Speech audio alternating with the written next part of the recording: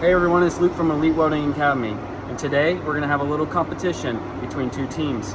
Each team has two players, and each player's got a task to complete on this weld. The winning team gets 2 gift cards to Welding Caps by Lori. We got our 2 competitors here.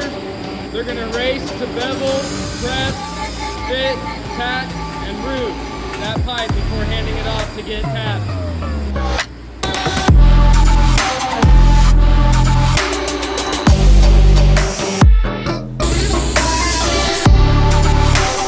Bring the whole thing and look. Bring the whole thing.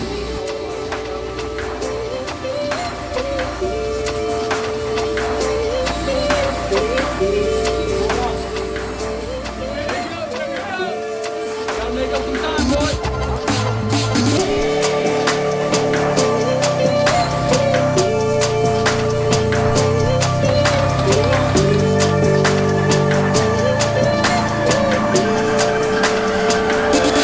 Results are in. This team finished in 20 minutes, 30 seconds. They finished in 24 minutes and 30 seconds. Not too bad for your first little buddy weld. Welding cap by Lori's, you guys get a free cap.